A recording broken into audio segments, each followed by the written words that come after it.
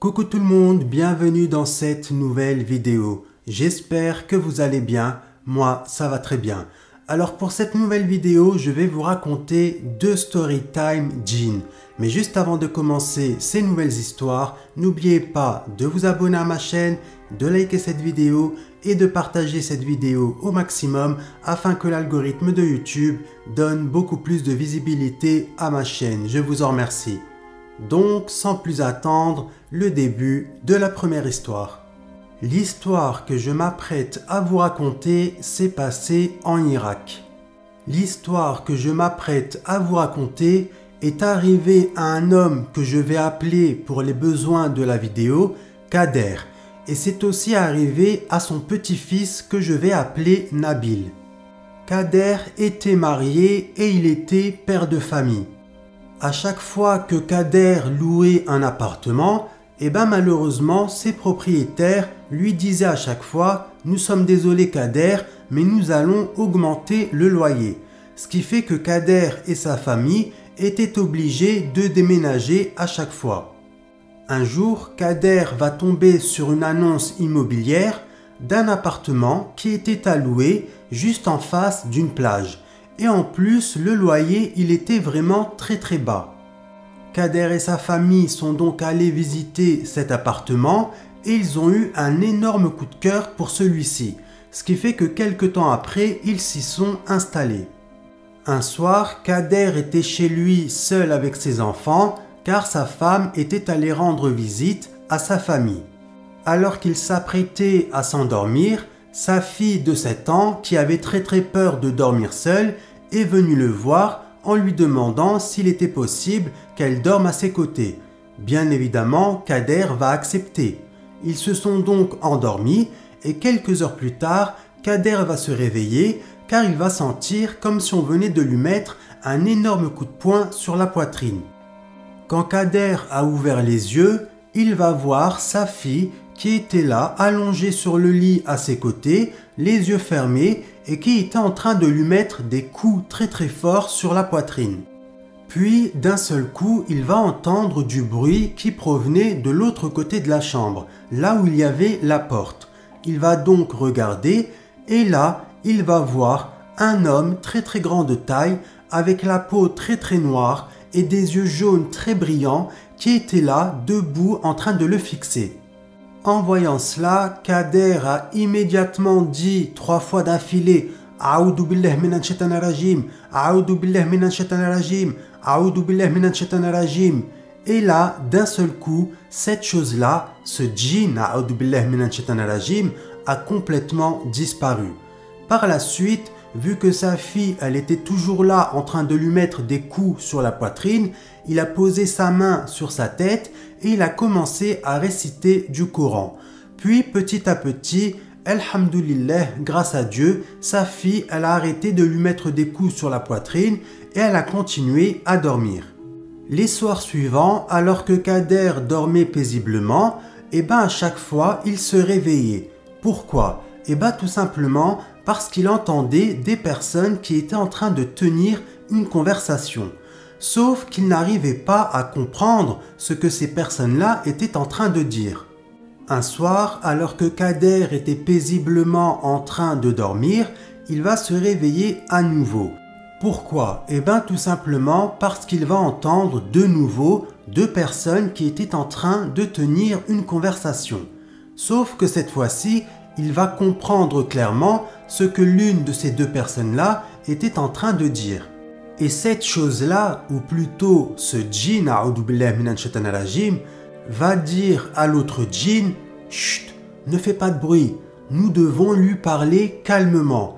Mais par contre, s'il ne veut pas comprendre, nous serons obligés d'employer la force. » En entendant cela, Kader il a eu très peur. Mais il ne s'est pas dit sur le moment que c'était des djinns qui étaient en train de tenir une conversation. Il s'est dit, il y a des personnes qui sont en haut sur le stah, sur le toit de la maison, car eux, leur appartement était au dernier étage de l'immeuble, ce qui fait qu'ils avaient un petit escalier qui donnait sur le toit de la maison. Et donc Kader s'est dit à ce moment-là, il y a 2 personnes que les propriétaires ont dû sans doute envoyer afin de nous faire peur et surtout de nous faire quitter cet appartement, ma famille et moi. Quand Kader est monté sur le stah, il n'y avait personne. En voyant qu'il n'y avait personne sur le stah, Kader il était choqué. Il s'est dit mais c'est pas possible. J'ai entendu 2 personnes qui étaient là clairement en train de tenir une conversation sur le stah. J'ai pas rêvé. Ensuite, il a récité un petit peu de Coran et il est parti se rendormir. Quelques heures plus tard, Kader s'est réveillé car il devait faire sa prière, la prière de l'aube. Et donc, il a pris une chaise, il est parti juste en face de chez lui, là où il y avait la plage. Il a mis sa chaise à peu près quelques centimètres de l'eau de la plage et il a commencé à faire ses ablutions. Une fois ses ablutions terminées, il a voulu se lever de sa chaise, sauf qu'il n'arrivait pas à se lever. C'est comme s'il avait été scotché à la chaise. Quelques secondes plus tard, il y a 2 personnes de très petite taille qui mesuraient moins d'1 mètre de hauteur et qui semblaient avoir à peu près 80-90 ans. Et ces 2 personnes-là, plutôt ces 2 djinns, a'oudou billahi minash shaitanir rajim, vont lui dire « Écoute Kader, nous, ça fait des années que nous vivons dans ton appartement. Et cet appartement, c'est notre appartement. Nous vivons ici depuis des années. Donc, nous te demandons de quitter cet appartement au plus vite. Ta famille et toi, vous avez exactement 3 jours pour quitter cet appartement. Autrement, nous ferons du mal à ta fille. Soit nous lui ferons du mal, soit nous la rendrons folle, ou soit nous la tuerons. Et autrement, si tu n'es pas d'accord avec cette décision, nous te ferons aussi du mal à toi aussi. Donc écoute bien, ta famille et toi, vous avez exactement 3 jours pour quitter les lieux. Et là, il y a la femme de Kader qui va ouvrir la fenêtre et qui va l'appeler. Elle va lui dire « Kader, Kader, rentre à la maison. Qu'est-ce que tu fais? Qu'est-ce que tu fais là-haut tout seul sur la plage jusqu'à maintenant? Rentre à la maison !» Et là, d'un seul coup, les 2 djinns, a'oudou billah, ils ont commencé à courir, mais extrêmement vite. Puis, quelques secondes plus tard, ils ont complètement disparu. En voyant cela, le pauvre Kader, il était choqué. Il s'est dit, voilà, vache, ils ont couru extrêmement vite. Puis, quelques secondes plus tard, il s'est dit, je viens de voir des djinns, a'oudou billah. Et il était encore plus choqué. Ensuite, quelques secondes plus tard, il a réussi à enfin se lever de sa chaise. Et ensuite, il est rentré chez lui. En rentrant chez lui, Kader il a dit à sa femme, écoute, prépare tes affaires, prépare les affaires des enfants, nous partons d'ici, nous allons quitter cet appartement. Sa femme, elle n'a pas trop compris au début.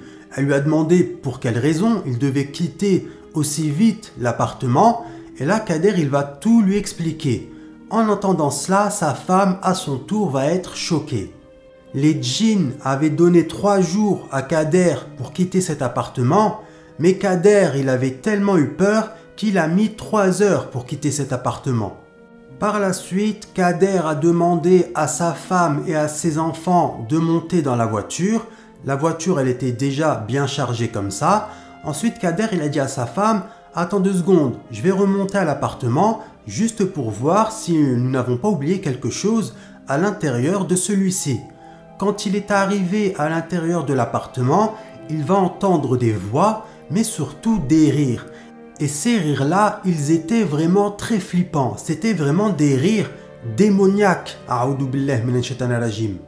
Quelques secondes plus tard, les djinns qui étaient invisibles à l'œil nu vont commencer à s'attaquer à Kader. Ils vont commencer à lui balancer des pierres. Ce qui fait que le pauvre Kader, il a eu très peur, ce qui est tout à fait normal. Il a pris ses jambes à son cou, il a fermé la porte à clé et il est parti. Ensuite, il est monté dans sa voiture, tout effrayé. Il était là en train de trembler et de transpirer. Il a démarré la voiture et il est parti. Alhamdulillah, grâce à Dieu, dans la même journée, Kader a pu retrouver un logement. Par la suite, ils ont emménagé dans leur nouvel appartement, mais malgré cela, tous les soirs, Kader entendait ces djinns-là, celui qu'il avait vu à la plage, discuter dans tout l'appartement.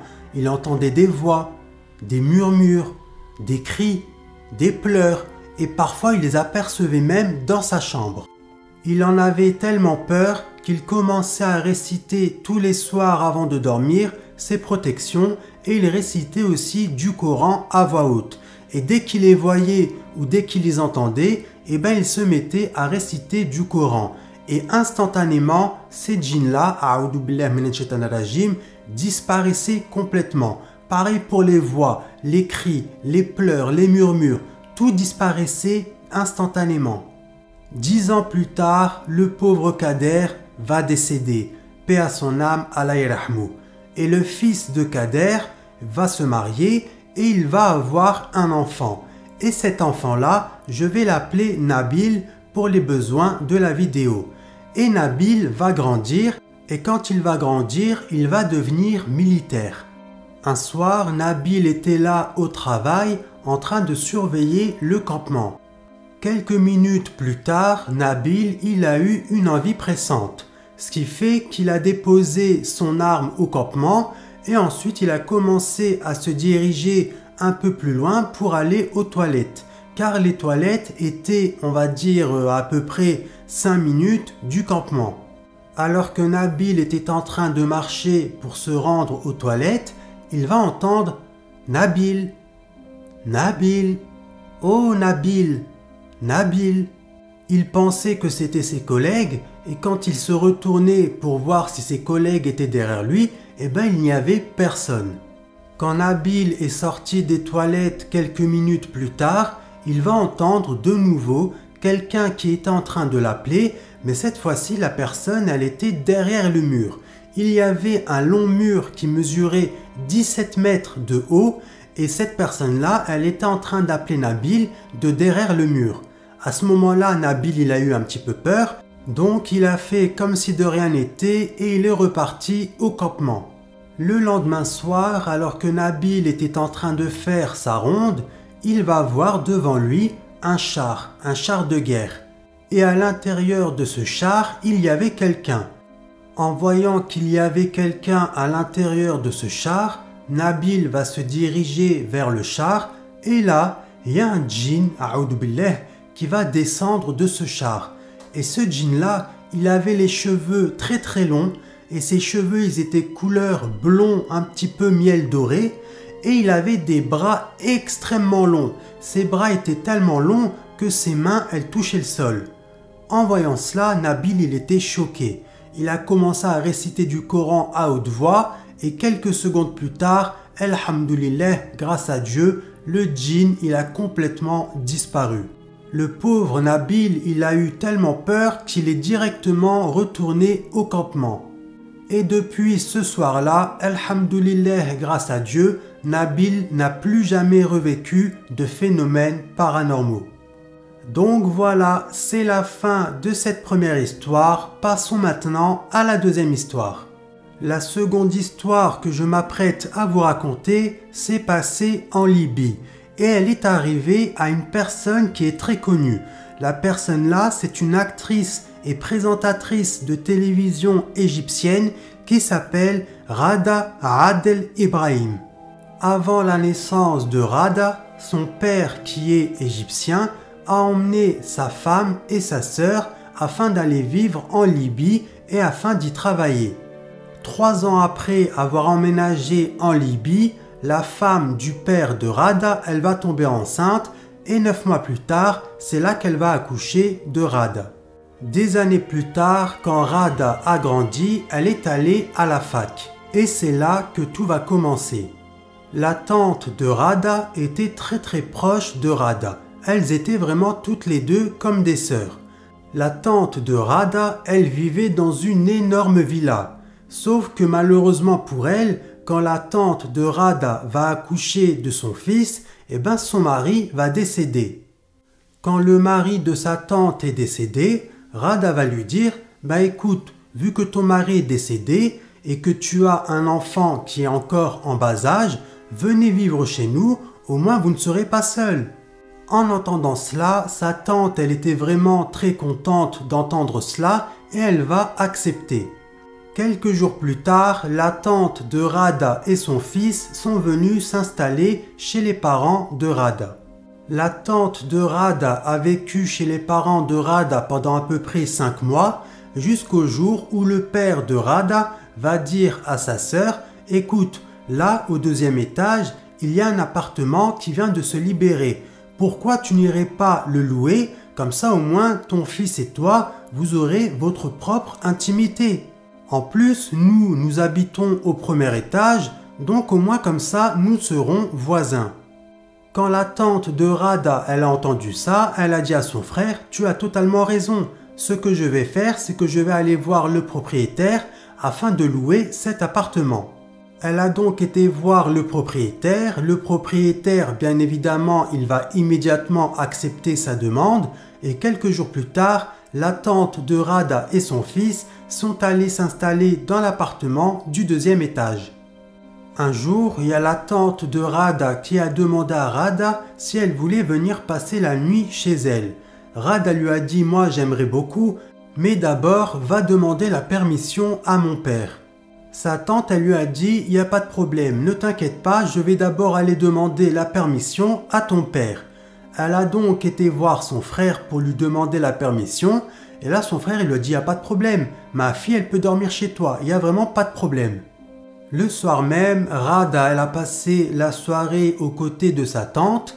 Et ensuite, vers à peu près minuit, minuit 30, Rada, elle a dit à sa tante « Écoute, là, je suis un petit peu fatigué. Il est temps pour moi d'aller me coucher. Donc, je vais aller dans ta salle de bain pour me laver le visage, me laver les mains et surtout me brosser les dents. » Sa tante, elle lui a dit « Vas-y, il n'y a pas de problème, va dans la salle de bain, moi je t'attends ici. » Quand Rada, elle est entrée dans la salle de bain, elle s'est lavé le visage, les mains et ensuite elle s'est brossé les dents. Et lorsqu'elle s'est dirigée vers la sortie, elle va sentir 2 mains qui venaient d'agripper ses 2 chevilles.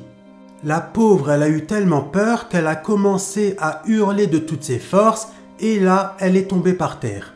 En entendant les cris de Rada, sa tante qui s'appelle Imen est immédiatement arrivée dans la salle de bain.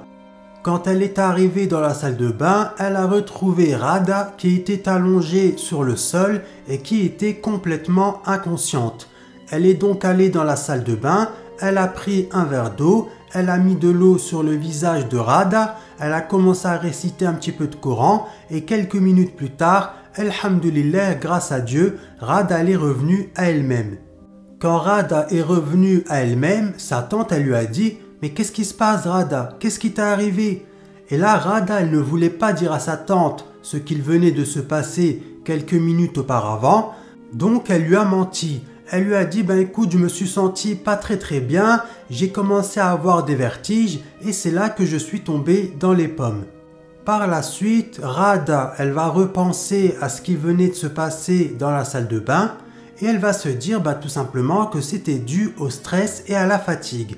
Elle ne s'est pas dit sur le moment que c'était d'ordre paranormal.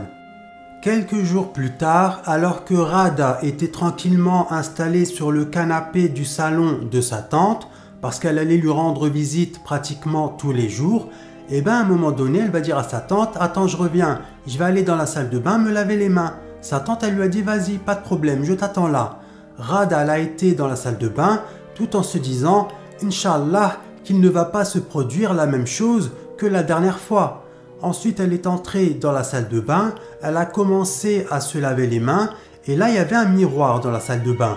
Elle va commencer à se regarder dans le miroir et là, dans toute la salle de bain, il va commencer à y avoir une fumée noire très épaisse.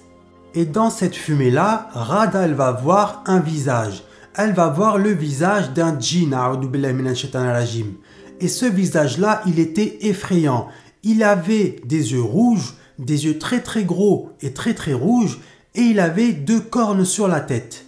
Et ce djinn-là, a'oudou billahi, il va lui parler, et il va lui dire « Écoute-moi bien Rada, si tu dis à qui que ce soit que tu m'as vu, et si tu oses dire à qui que ce soit ce qu'il vient de se passer dans la salle de bain, je te ferai vivre un enfer, tu en as ma promesse. » À ce moment-là, Rada elle a voulu crier, elle a voulu bouger, Mais la pauvre, elle n'arrivait ni à crier ni à bouger. Elle était vraiment immobile et paralysée.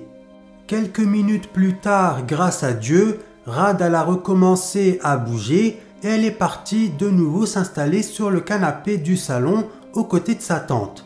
Sauf que sa tante, elle va voir immédiatement que Rada, elle n'était pas dans son état normal.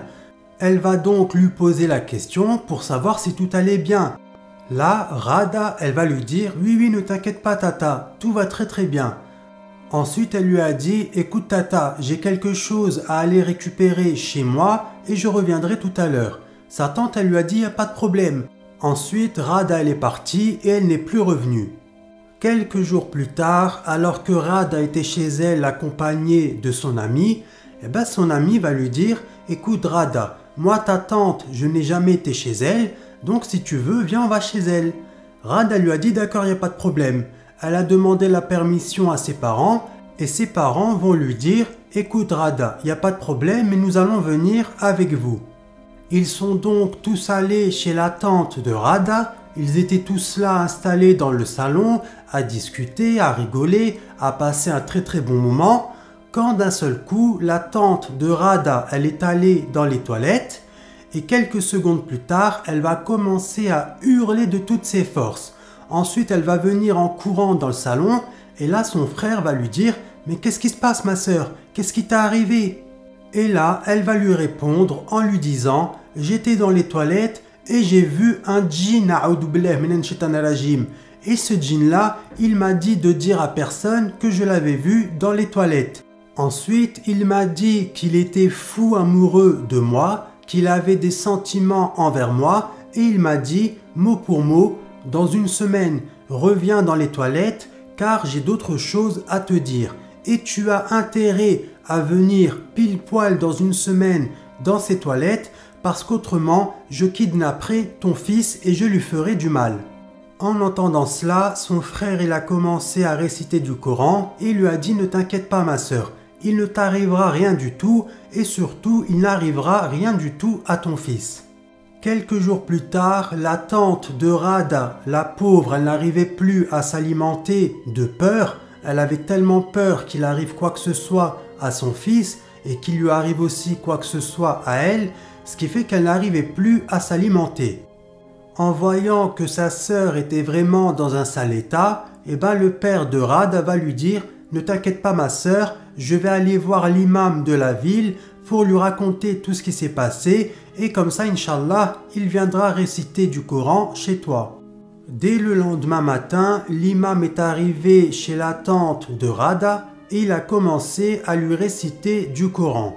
Il lui a récité du Coran pendant 4 jours, jusqu'au jour où il va dire à la tante de Rada « Aujourd'hui, c'est le fameux jour, c'est le jour où tu es censé retourner aux toilettes pour aller rencontrer ce djinn à nouveau, donc n'aie pas peur, je vais rester à tes côtés et je vais continuer à réciter du Coran. » Alors que l'imam était en train de réciter du Coran sur la tente de Rada, d'un seul coup, le fils de la tante de Rada va être projeté contre le mur. Lui qui de base était tranquillement installé sur le canapé, va être projeté contre le mur. Alors qu'il était là, le pauvre contre le mur, le fils de la tante de Rada était là à pleurer jusqu'au moment où il va être projeté sur le sol et là il va commencer à pleurer à nouveau et quand il est tombé sur le sol, le pauvre il s'est évanoui. Quelques secondes plus tard, l'endroit sur le mur là où avait été propulsé le fils de la tante de Rada va commencer à s'enflammer. Il y avait du feu exactement à l'endroit là où il avait été propulsé. Et ça a duré comme ça pendant quelques minutes. Pendant quelques minutes, l'endroit même où il avait été projeté contre le mur était en feu. Et quelques minutes plus tard, le feu s'est éteint. Ensuite, l'imam va leur dire « Si je n'avais pas été là à ce moment-là pour réciter du Coran, votre fils, il serait mort. » Par la suite, après cette terrible histoire, Rada et ses parents sont partis s'installer en Égypte. Et quelques années plus tard, c'est là que Rada va commencer son métier d'actrice. Donc voilà, c'est la fin de cette histoire. J'espère que ces deux histoires vous auront plu, ces deux petites story time. Si c'est le cas, n'oubliez pas de vous abonner à ma chaîne, de liker cette vidéo et de partager cette vidéo au maximum afin que l'algorithme de YouTube donne beaucoup plus de visibilité à ma chaîne. Je vous en remercie. Je vous remercie d'avoir écouté ces deux histoires du début jusqu'à la fin. Je vous souhaite à toutes et à tous de passer une excellente semaine. Quant à moi, je vous dis à la prochaine vidéo, Inch'Allah. Et quant à vous, je vous dis, prenez soin de vous. Gros bisous. Bye.